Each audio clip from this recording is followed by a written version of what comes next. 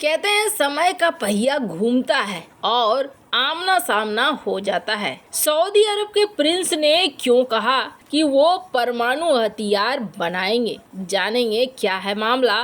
तो वहीं दूसरी तरफ सबसे बड़ी खबर, कनाडा के पीएम अब भारत के सवालों से बचना चाह रहे हैं और भागते हुए नजर आए। तो वहीं दूसरी तरफ कनाडा के जस्टिन ट्रूडो के पार्टी के लोग ही अब उनके विद्रोह में खड़े होने लगे हैं। और जहां एक तरफ ये सब कुछ हो रहा था कि एक और स्क्रीन पर आप देख सकते हैं खालिस्तानी आतंकी सुखदूल सिंह कनाडा में मारा गया।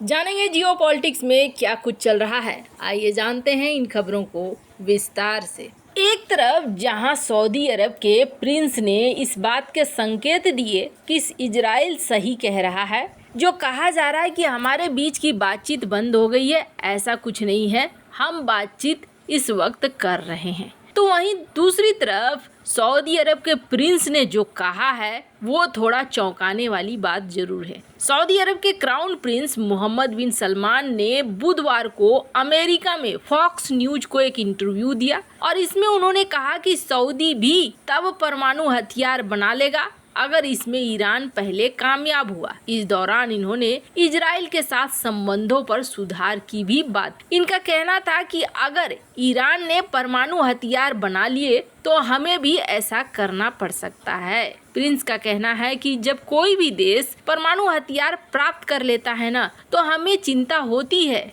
उन्होंने कहा कि परमाणु हथियार पाने से क्या होगा जब आप उसका इस्तेमाल ही नहीं कर सकते।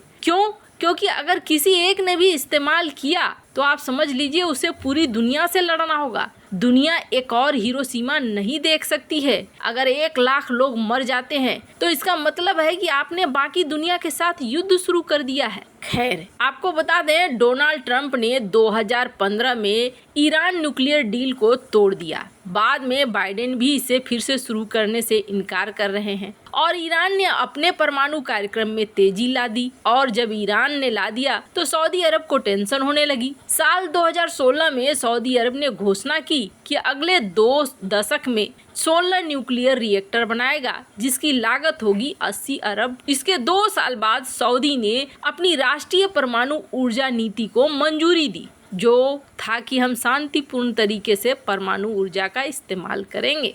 आपको बता दें एक बात तो साफ है, ईरान के साथ सऊदी की बनती नहीं है। इसलिए सऊदी प्रिंस में एक चीज खासियत है, गोल मटोल करके ये बातों को नहीं कहते हैं और न ही अपने देश में गोल मटोल तरीके से जीते हैं। इन्होंने सीधे सीधे कह दिया कि अगर वो बना लेगा तो हम भी बना लेंगे।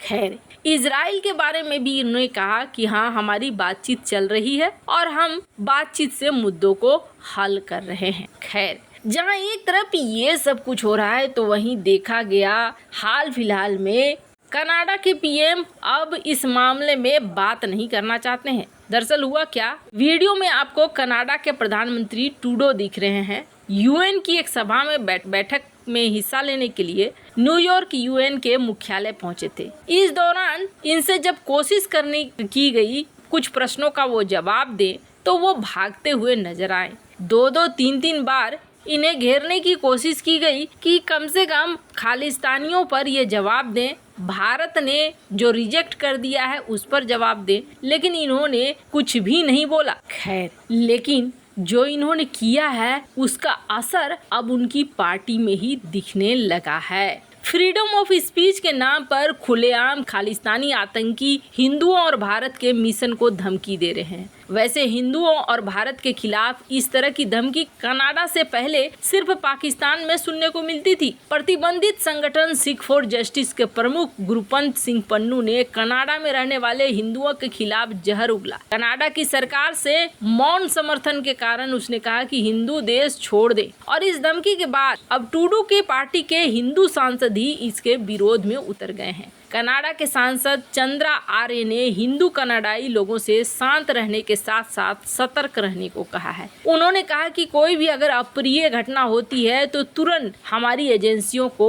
बताएं। चंद्रा आर्य एक इंडो कनाडाई हैं जो जस्टिन ट्रूडो की लिबरल पार्टी से आते हैं। उन्होंने एक वीडियो ट्वीट में कहा कि कुछ दिनों पहले कनाडा में खालिस्तान आंदोलन के नेता और तथाकथित जनमत संग्रह का आयोजन करने वाले सिख फॉर जस्टिस के अध्यक्ष गुरपंत सिंह पन्नू ने हिंदू कनाडाई लोगों पर हमले की धमकी दी और उन्हें कनाडा छोड़कर भारत वापस जाने को कहा है। स्क्रीन पर आप देख सकते हैं इस वीडियो को। मैं चाहती हूँ आप कुछ देर इस वीडियो को सुने। Few days back, Khalistan movement leader in Canada and president of Sikhs for Justice, which organizes the so-called referendum, Gurpatwant Singh Pannoon, attacked Hindu Canadians, asking us to leave Canada and go back to India. I've heard from many Hindu Canadians who are fearful after this targeted attack. I urge Hindu Canadians to stay calm but vigilant. Please report any incident of Hindu phobia to your local law enforcement agencies. The Khalistan movement leader is trying to provoke Hindu Canadians to react and divide the Hindu and Sikh communities in Canada. Let me be clear. Vast majority of our Canadian Sikh brothers and sisters do not support Khalistan movement. Most Sikh Canadians may not publicly condemn the Khalistan movement for several reasons, but they are deeply connected to the आर्य ने इस video में कई बातें कही। इन्होंने कहा कि मैंने कई हिंदू कनाडाई लोगों को सुना जो इस हमले से डरे हुए हैं। मैं हिंदू कनाडाई लोगों से शांत और सतर्क रहने का आग्रह करता हूं। कृपया कुछ भी ऐसा हो तो आप हमें बताएं। उन्होंने कहा कि खालिस्तान समर्थक नेता हिंदुओं को उकसाने में लगे हुए हैं। कनाडा में रहने वाले ज्यादातर सिख भाई बहन खालिस्तान आंदोलन का समर्थन नहीं करते हैं, लेकिन ये सब कुछ जो हो रहा है ये बिल्कुल भी अभिव्यक्ति की आज़ादी नहीं है। खालिस्तान आंदोलन के नेता का भड़काऊ बयान मंदिरों पर हमला और बढ़ाएगा। खैर, यानी कनाडा के अंदर अभी बहुत सारी चीज बाकी है, लेकिन इन सब के बीच में स्क्रीन पर आपको एक आर्टिकल दिख रहा है। खालिस्तानी आतंकी हरदीप सिंह निज्जर की हत्या को लेकर अभी भारत कनाडा के बीच तनाव जारी था और कनाडा में ए कैटेगरी का गैंगस्टर सुखदूल सिंह गिल उर्फ सुखा दुनेके का कत्ल हो गया है। सुखा दुनेके को कनाडा के विनिपिग में गोलियां मारी गई हैं और मौके पर ही इसकी मौत हो गई है। कहा जा रहा है गैंगस्टर सुखा 2017 में फर्जी दस्तावेजों पर भारत से कनाडा भाग गया था और उसके खिलाफ 7 आपराधिक मामले दर्ज हैं और पंजाब पुलिस की सूत्रों के मुताबिक सुखा खालिस्तान समर्थक ताकतों में शामिल हो गया था। हिंदुस्तान टाइम्स की रिपोर्ट के मुताबिक कनाडा के खुफिया सूत्रों ने बताया कि दविंदर बहिया गैंग के सुखदूल सिंह उर्फ सुखा की अज्ञात लोगों ने गोली मारकर हत्या कर दी है। सुखा की हत्या का पैटर्न भी निज्जर की हत्या के जैसा ही है। ऐसा बताया जाता है कि गैंग वार की वजह से सुखा ऊपर चला गया है। हिंदुस्तान टाइम्स ने अपुष्ट रिपोर्टों में लिखा है कि गैंगस्टर सुखा की हत्या कनाडा के विनिपेग में की गई। इस दौरान इसे लगभग 15 गोलियां मारी गई। कनाडा जाने के बाद तुरंत ही गैंगस्टर सुखा ने भारत में अपना नेटवर्क बढ़ाना शुरू कर दिया था और कहा जाता है कि यहाँ वो आतंकी अर्श डल्ला के करीब आ गया और उसने प्रदेश में हथियारों की तस्करी और जबरन वसूली शुरू कर दी थी। सुखा पंजाब, हरियाणा, दिल्ली, राजस्थान में कई गिरोहों के साथ मिल चुका था। स्क्रीन पर आप देख सकते हैं रिपोर्ट। कहा जाता है कि उसके खिलाफ पंजाब और आसपास के राज्यों में हत्या और अन्य जघन्य अपराधों के 20 से अधिक मामले दर्ज थे। सोशल मीडिया पे अभी ये काफी चर्चा का विषय बनी हुई है। खैर, यहाँ पर गैंग वगैरह बहुत ज्यादा बन गया है और ये गैंग एक दूसरे को टपकाने में लगे हुए हैं। बेचारे टूडू बेकार में परेशान हो रहे हैं और इधर उधर आरोप लगा रहे हैं। खैर, इन सब मामले में आपकी क्या राय है? कमेंट कर जरूर बताएं। जल्द मिलते हैं अगले वीडियो में नई खबर के साथ।